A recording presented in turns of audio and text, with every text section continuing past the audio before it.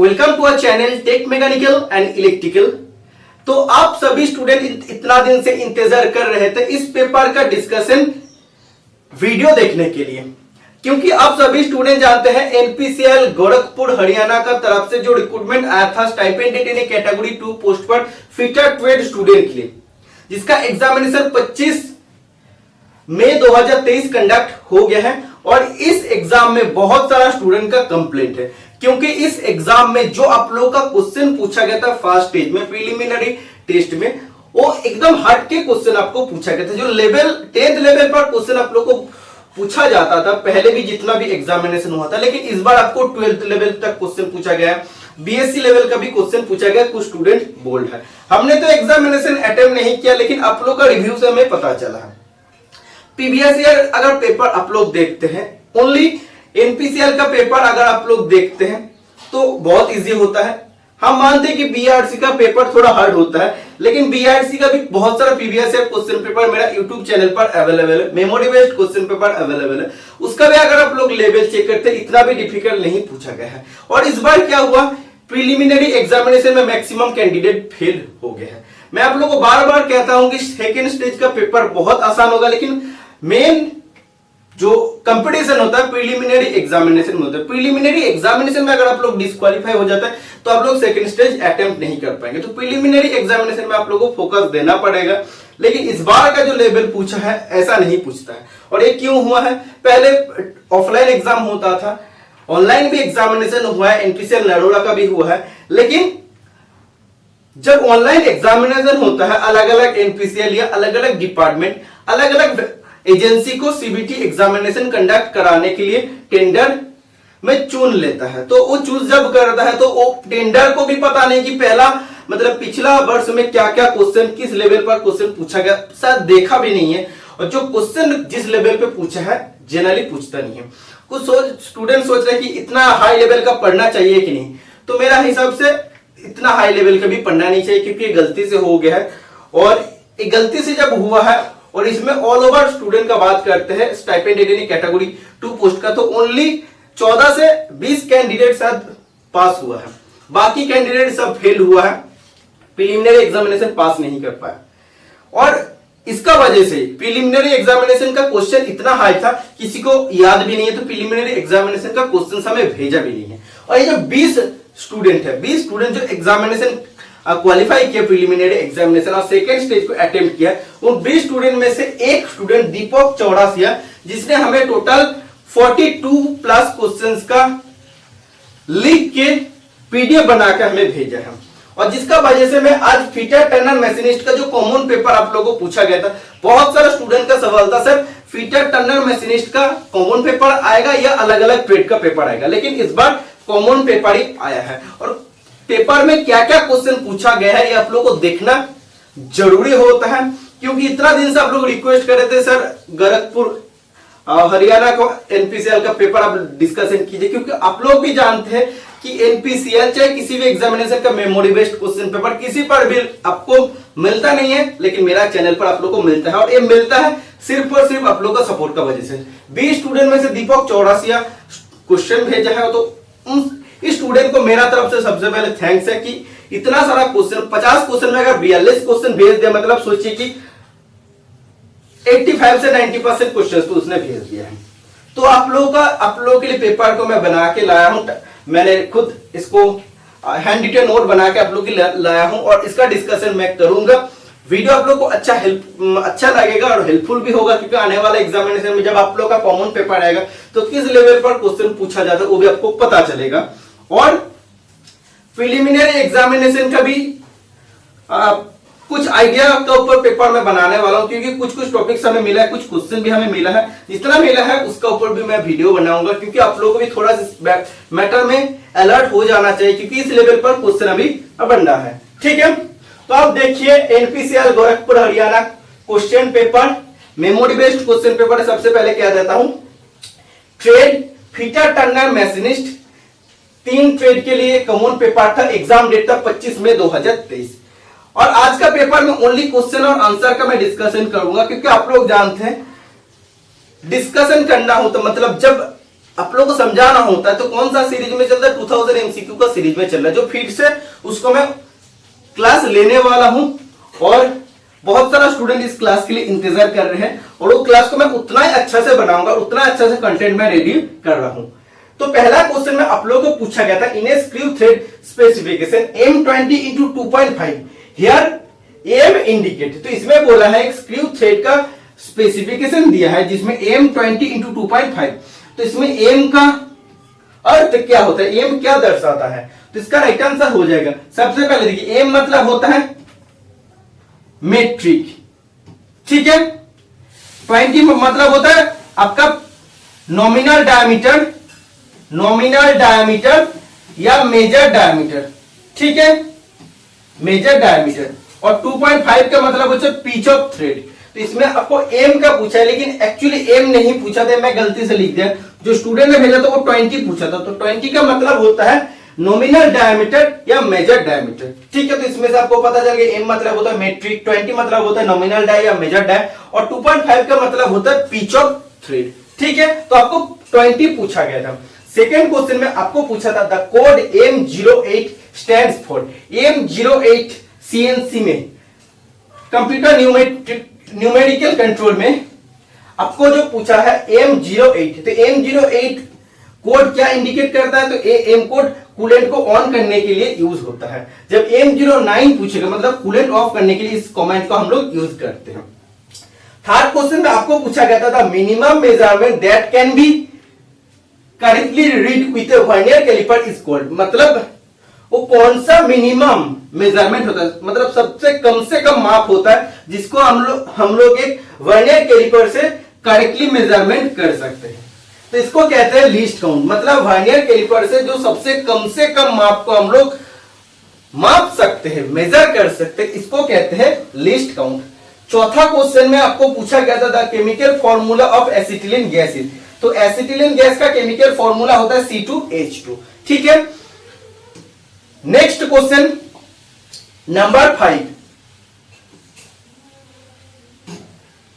Which instrument is not used to check direct measurement, मतलब इनमें से कौन सा इंस्ट्रूमेंट है जो डायरेक्ट मेजरमेंट करने के लिए यूज नहीं होता है। तो जो कैलिपर होता है जैसे outside calliper, inside calliper, jenny calliper, तो ये डायरेक्ट मेजरमेंट के लिए यूज नहीं होता, इसीलिए इसको इनडायरेक्ट मेजरिंग टूल इसको कहते हैं। और कैलिपर बनता है माइल्ड स्टील से, ओके। इसका लीस्ट काउंट होता है 0.5 मिलीमीटर। 6th नंबर क्वेश्चन में पूछा गया था the colour of acetylene gas cylinder होस पाइप इज, तो एसिटिलीन गैस सिलेंडर का होस पाइप या एसिटिलीन सिलेंडर का कलर किस कलर का होता है, मैरून कलर का होता है। ऑप्शन में मैरून नहीं तो रेड राइट आंसर हो जाएगा।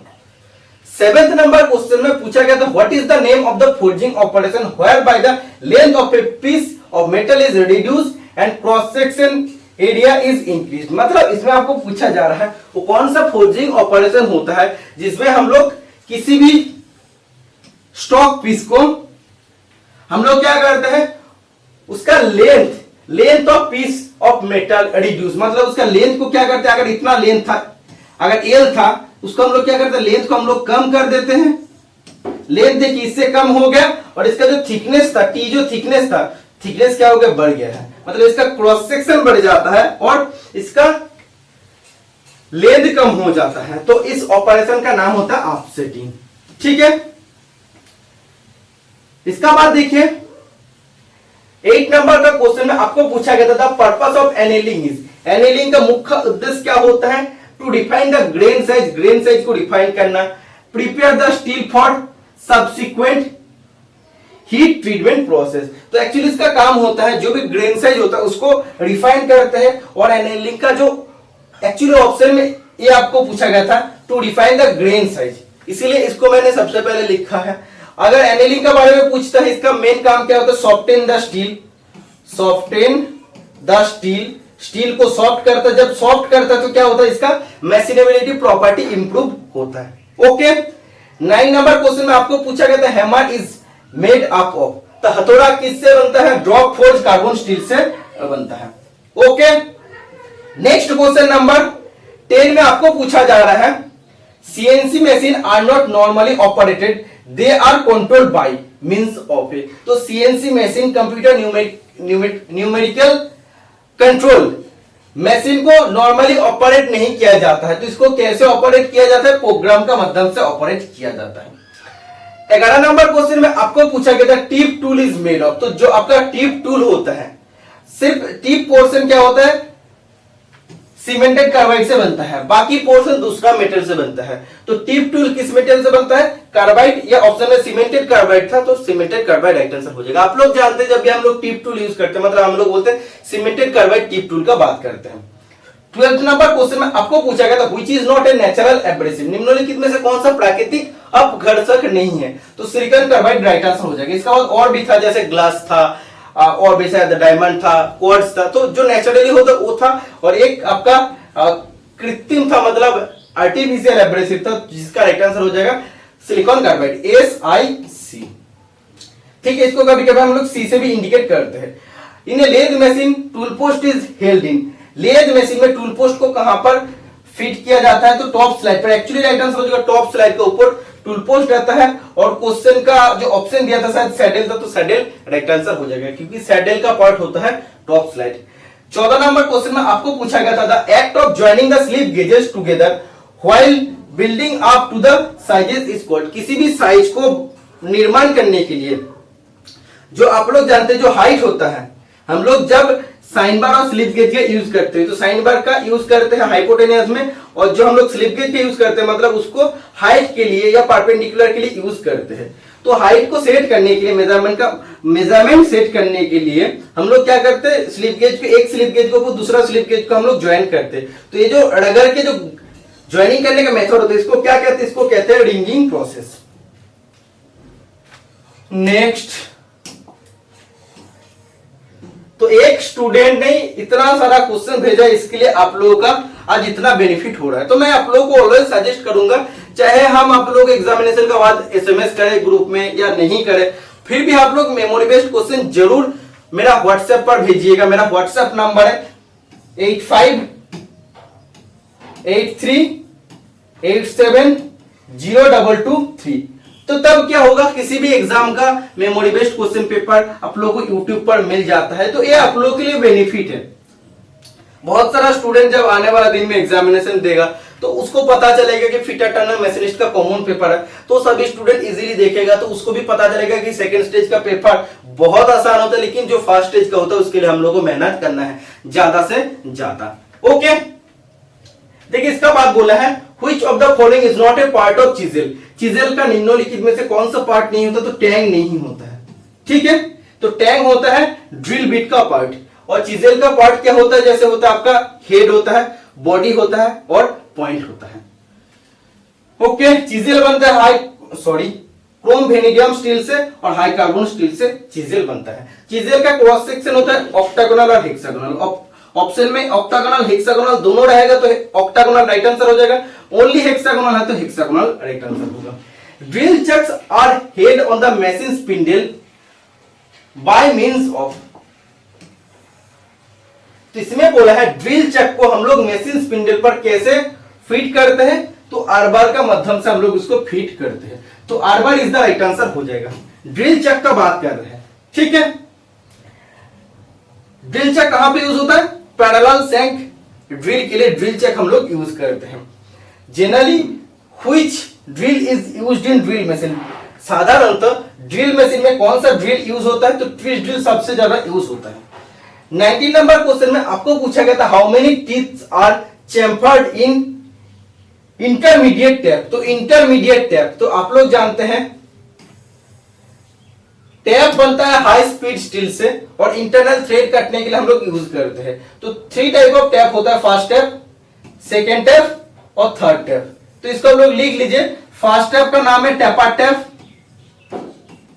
सेकेंड टैप का नाम है इंटरमीडिएट टैप,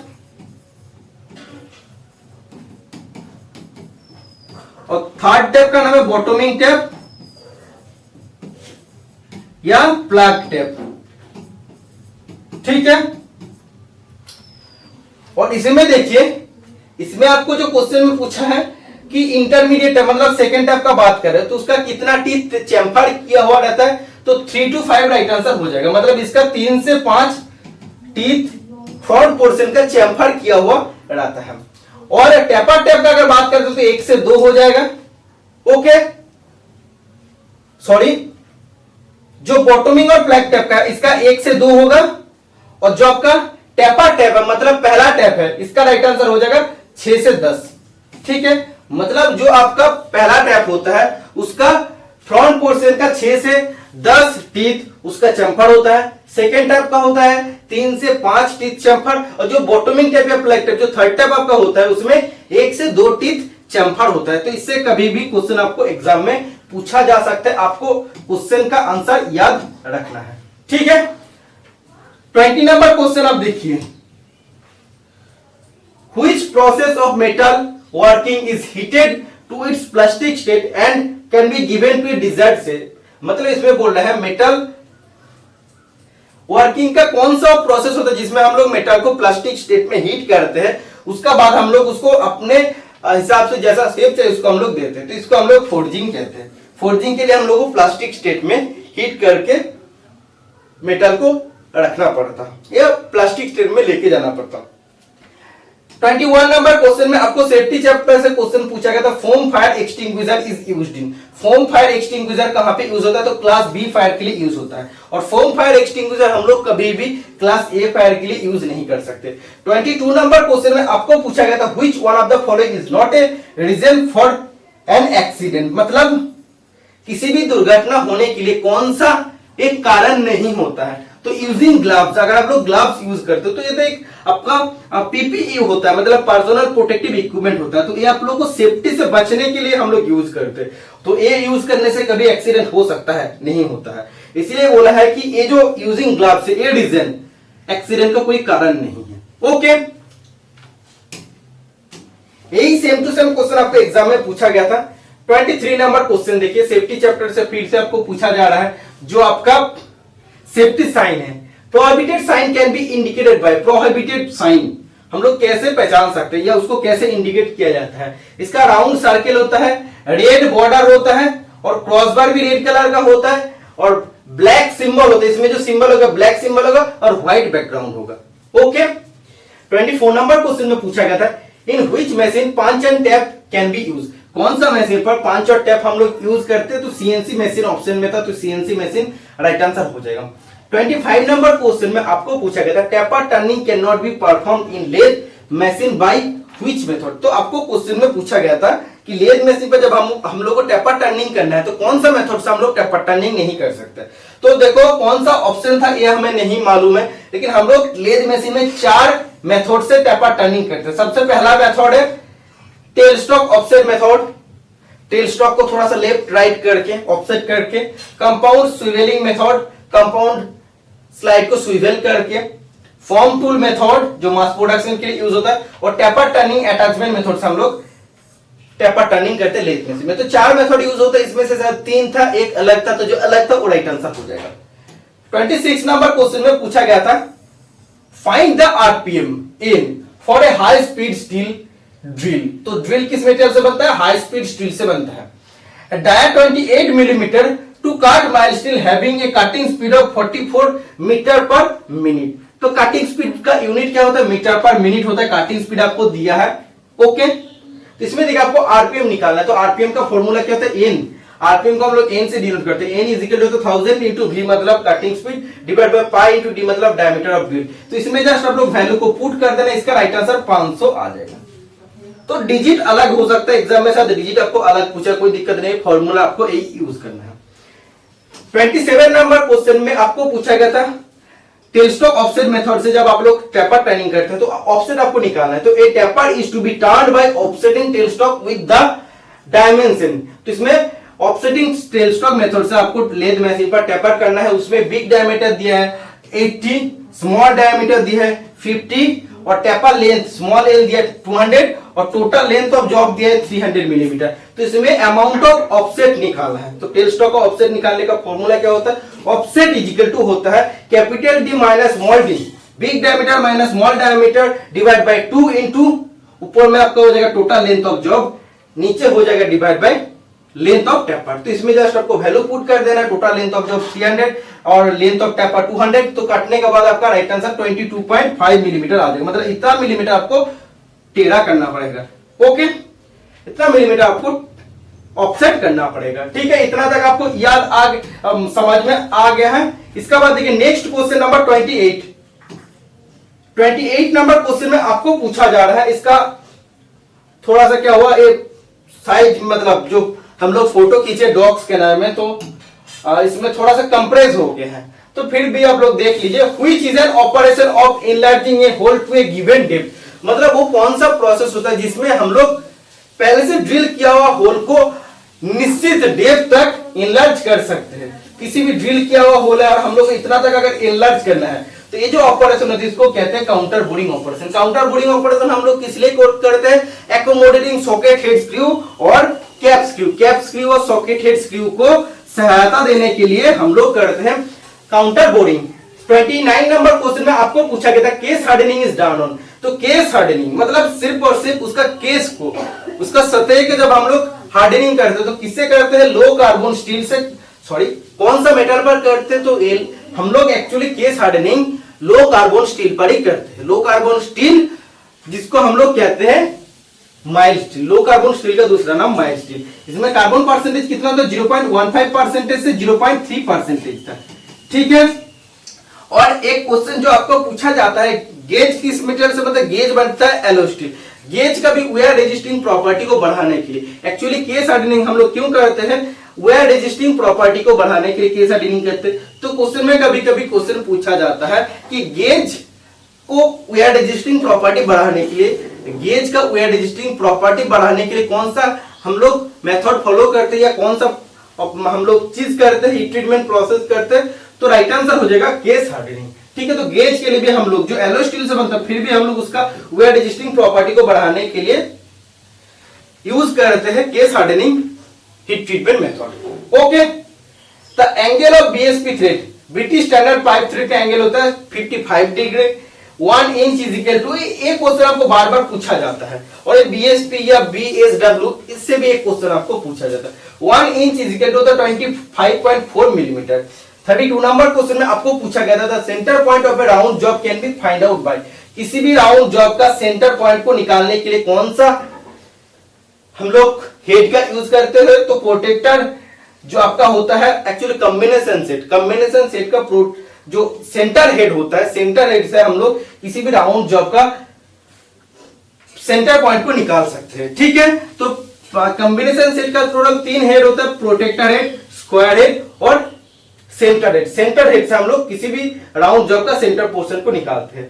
33 नंबर क्वेश्चन में आपको पूछा गया था when we feed in a lathe machine parallel to its axis then which type of surface is produce, मतलब जब हम लोग लेथ मशीन पर फीड देते हैं, टूल का फीड देते हैं लेथ मशीन के एक्सिस का बराबर, तो कौन सा सरफेस बनाता है, वो सरफेस बनाता है सिलिंड्रिकल सरफेस बनाएगा, और इस फीड को हम लोग लॉन्गिट्यूडिनल फीड बोलते हैं। अगर उसका परपेंडिकुलर फीड देते हैं मतलब उसको क्या कहते हैं, वो एक्चुअली फ्लैट सरफेस तब बनाएगा। ठीक है, उसको हम लोग कहते हैं क्रॉस फीड। जैसे हम लोग पैरेलल देते तो लॉन्गिट्यूडिनल फीड कहते हैं, जब टोटल हम लोग परपेंडिकुलर देंगे उसको बोलेंगे क्रॉस फीड, उसमें फ्लैट सरफेस बनता है। और एक होता है आपका एंगुलर फीड, जब हम लोग एंगल से फीड देते हैं, जॉब का मतलब लेंथ एक्सिस का ए एक्सिस है और एंगल में अगर हम लोग फीड देते तो उसको कहते हैं एंगुलर फीड। ठीक है, एंगुलर फीड से एंगुलर सरफेस या टेपर सरफेस बनता है। ओके, 34 नंबर क्वेश्चन में आपको पूछा गया था select the purpose of heat treatment out of the following, तो हीट ट्रीटमेंट का क्या उद्देश्य होता है, तो ये आपको पूछा गया था। तो to change the mechanical property of steel, steel का मैकेनिकल प्रॉपर्टी को चेंज करने के लिए हम लोग हीट ट्रीटमेंट करते हैं। मैकेनिकल प्रॉपर्टी कौन सा था, ductility, malleability, elasticity, hardness, brittleness, toughness. ठीक है, तो ये सब प्रॉपर्टी को हम लोग चेंज कर सकते हैं हीट ट्रीटमेंट का माध्यम से। लेकिन जो फिजिकल प्रॉपर्टी होती है जैसे वेट होता है, कलर होता है, इसका बाद और भी जैसे कंडक्टिविटी होता है, इसका बाद जैसे और भी फ्यूजिबिलिटी होता है, तो ये सब फिजिकल प्रॉपर्टी। तो फिजिकल प्रॉपर्टी को हम लोग कभी भी मेटल का चेंज नहीं कर सकते, लेकिन मैकेनिकल प्रॉपर्टी को चेंज कर सकते हैं हीट ट्रीटमेंट के माध्यम से। 35 नंबर क्वेश्चन में पूछा गया था the device which holds supports and locates the job also guide the cutting tool during operation is called, तो इसमें आपको पूछ रहा है वो कौन सा डिवाइस है जो किसी भी जॉब को पकड़ता है, सपोर्ट करता है, लोकेट भी करता है और कटिंग टूल को गाइड भी करता है ऑपरेशन का दौरान। इसका राइट आंसर हो जाएगा जिग। ठीक है, गाइड का बात किया इसीलिए जी राइट आंसर हो जाएगा।